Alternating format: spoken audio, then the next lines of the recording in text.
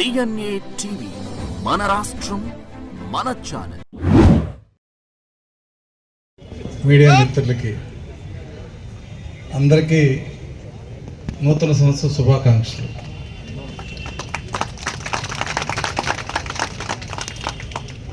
ఇందాక నారాయణ గారు చెప్పాడు ఐఎమ్ ద హ్యాపీయెస్ట్ పర్సన్ అని. కొంచెం చిన్న మార్పుతో this is the happiest moment for me. ఎందుకంటే ఏదో సభలు వస్తున్నాయి వస్తున్నాం కానీ పాత వాళ్ళందరినీ ఒకే చోట మీ అందరితో మాట్లాడే అవకాశం వచ్చిన సభ ఇది. Really I'm heartfully thanks to the leadership who have invited me. అయితే సాగర్ వాళ్ళ అమ్మాయికి కూడా ఇంతమంది పిలిచి ఉండరు నాకు తెలిసి.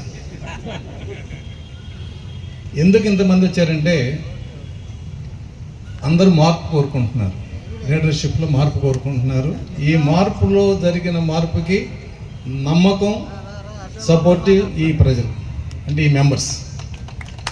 లేకపోతే ఎంతమంది రారు. సాగర్ పిలిచాడని 2022లో 2023లో ఇంత ధైర్యం చేయలే. కానీ ఇప్పుడు రావడానికి కారణం ఏంటంటే నమ్మకం.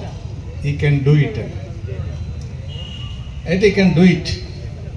కానీ ఇప్పుడు పరిస్థితి ఎలా ఉందండి గవర్నమెంట్ ఇది. ఒక పేద తండ్రి కష్టపడి కొడుకుని ఐఐటీలో జాయిన్ చేస్తే వాడికి మోటార్ సైకిల్, ఒక మంచి ల్యాప్టాప్ కావాలని కొనివ్వాలని కొడుకు అడిగితే కొనివ్వాలన్నా కూడా డబ్బులు లేని పరిస్థితి తండ్రిది. ఇక్కడ ప్రభుత్వ పరిస్థితి కూడా అదే. ఆ ఐఐటి సీటు 124 సీట్లు. కాబట్టి బ్యాలెన్స్ చేసుకోవడం అనేది ఇవాళ శివారెడ్డి సాగర్ టీం మీద ఉన్న ఒక అతి ముఖ్యమైన బాధ్యత. మనం ఎవరికన్నా 1 లక్ష రూపాయలు అప్పిస్తాం, వాడు ఎగ్గొడతాం వేరు. అన్న నా దగ్గర డబ్బులు లేవు, నేను ఉన్నప్పుడు ఇస్తాను అర్థం చేసుకొని చెప్పినప్పుడు మనం ఎలా రియాక్ట్ అవుతామో ఇవాళ కూడా అంతే. అయితే ఎంప్లాయీస్లో ఒక అభిప్రాయం ఉంది, చంద్రబాబు నాయుడు గారు రాగానే మన కష్టాలు పోతాయని. నేను మా వాళ్ళు అడిగితే ఒకటే చెప్పాను, అరే బాబు మీరు పులి నుంచి తప్పించుకున్నారు, ఆవు దగ్గరికి వచ్చారు, ఆవు వెంటనే పాలు ఇవ్వట్లేదు, కొంతకాలం వెయిట్ చేయండి అని చెప్పి. ఎందుకంటే పులిని తప్పించుకున్నాం, ఆవు దగ్గరికి వచ్చాం. ఆవు అంటే తల్లి తర్వాత తల్లి అంటది. ఒక మనిషిగా చంద్రబాబు నాయుడు గారు కూడా అంతే. కానీ ప్రభుత్వం దగ్గర ఉన్న ఆర్థిక పరిస్థితి అసలు కేశవులు గారు అయితే నువ్వు నా దగ్గర రావద్దు అంటాడు ఆయన. నేనేం అడగలేను సార్, ఊరినే వస్తానంటే లేదు నువ్వు వచ్చి కానీ ఏదో పేచి పెడతాను, నాకు నువ్వు రాగవు, నేనే పిలుస్తాను నిన్ను అని చెప్పి అన్నాడు ఆయన. సరే, అది ఒక పక్షం. ఇది శాశ్వతంగా ఉంటుందని నేను అనుకోవట్లేదు. అయితే చాలామంది బీఆర్టీఎస్ ఉద్యమం గురించి మాట్లాడారు. నాకు తెలిసి మా జనరేషన్ అటువంటి ఉద్యమం చూడలేం, జరుగుద్దని నమ్మకం కూడా నాకు లేదు.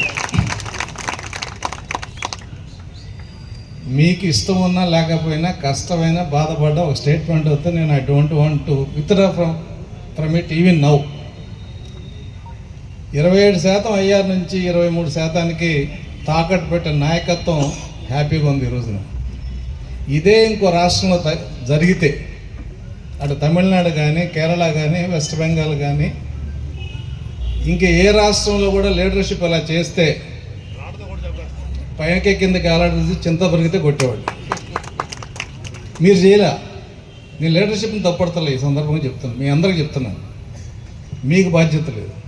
లీడర్షిప్కి 2 ఉండాలి, బాధ్యత అన్న ఉండాలి, భయం అన్న ఉండాలి.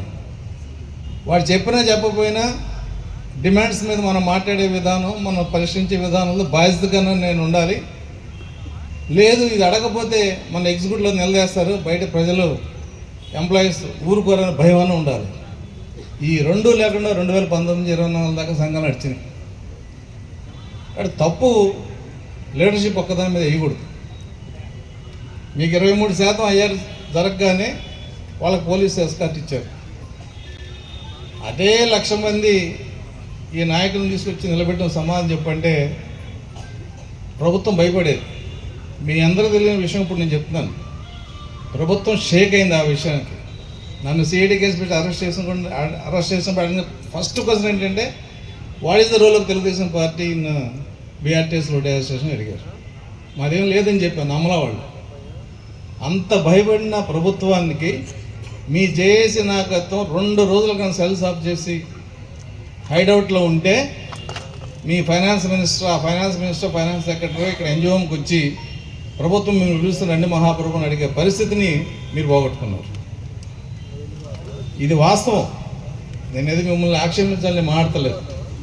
ఎందుకంటే ఆ 23% ఇంకెప్పటికీ మీరు కరెక్ట్ చేయలేరు. డిఏఆర్ఎస్ జీపీఎఫ్ అమౌంట్లు ఇవన్నీ పక్కన పెట్టండి.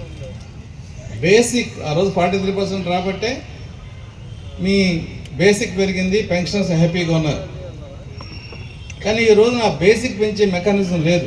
రేపు ఇంకో పిఆర్సీ ఇవ్వచ్చు, ప్రభుత్వానికి మనకి మాట్లాడుకుందాం పెట్టి ఇంకొక ఫిట్మెంట్ ఇవ్వచ్చు, కానీ ఆ లాస్ కరెక్షన్ జరగదు. సో అటువంటి డ్యామేజ్ జరిగినా కూడా ఆ లీడర్షిప్ని ఎక్కడ ఎవరో డిస్టర్బ్ చేయలే. నాకు తెలిసి 2-3 సంఘాలు మాకు జేఏసీ వద్దని చెప్పినాయి తప్ప మిగతా జేఏసీ అన్న వాళ్ళు కొంతమంది ఇక్కడ ఉన్నారు బాధపడ్డా కూడా I don't want withdraw my statement. ఎందుకనంటే నాకు పెన్షన్గా 3,000 తగ్గింది. Why should I allow the pick pocketer to spare? ఇది పిక్ పాకెటింగే, ఇంకోటేం కాదు. నీ జేబులో నీకు రావాల్సిన డబ్బుని గవర్నమెంట్ దగ్గర తాకట్టు పెట్టిన లీడర్ మా దగ్గరికి ఎంతోమంది వస్తారు, ఆర్గనైజేషన్ వస్తున్నాయి, ఎన్నో వస్తున్నాయి. నాకు ర్యాక్ ఇచ్చారు, ర్యాక్ అనేది నిండిపోయినాయి మన అసోసియేషన్ వాళ్ళ డిమాండ్స్. రెండోది యూనిటీ. నేను జేఏసీ జనరల్ సెక్రటరీ కేవలం టీచర్స్కి ఇవ్వాలన్నప్పుడు మా సంఘం మొత్తం నన్ను ప్రెషర్ పెట్టింది. బొప్పరాజులు కూడా కారణం అదే. ఆయన కావాలన్నాడు సెక్రటరీ అంటే ఇవ్వనని చెప్పాను. తెలంగాణ ఉన్నప్పుడు ఆంధ్ర తెలంగాణ పంచుకుని ఇక్కడికి వచ్చిన తర్వాత మనతో పాటు సమానంగా 2 లక్షల మంది టీచర్స్ ఉన్నారు కాబట్టి ఖచ్చితంగా టీచర్స్కి సెక్రటరీ జనరల్ ఇవ్వాల్సిన జేఏసీ అని చెప్పి ఆ రోజు ఇచ్చాం. నా మీద చాలా pressure, including this gentlemen Purushottama Naidu కూడా ఇస్తే ఏం పోద్దని.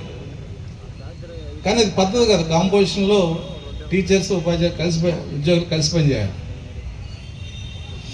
అయితే ఆ జేఏసీలో కానీ బయటికి వెళ్ళిన బొప్పరాజు కానీ ఇంకొక సంఘం కానీ ఇంకో సంఘం కానీ వాళ్ళ ఐడెంటిటీకి పనిచేస్తారు తప్ప మెంబర్ ఐడెంటిటీకి ఎక్కడ, మెంబర్ వెల్ఫేర్కి ఎక్కడ వాళ్ళు ఎఫర్ట్ చేయలే. నాకు ఒకసారి అనిపిస్తుంది వాళ్ళే కరెక్ట్ ఏమో అని.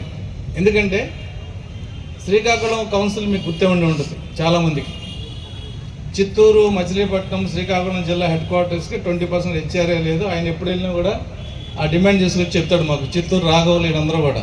అప్పుడు తెలంగాణలో కొన్ని ఉండే, మనకు కొన్ని ఉండే, రాష్ట్రం విడిపోయింది కాబట్టి 3 ఉన్నాయి. చాలా ఆలోచించాం. ఎందుకంటే మనకు పాపులేషన్ బేసిస్ 2 లక్షలు దాటితే 20% వస్తుంది, అయితే రాదు.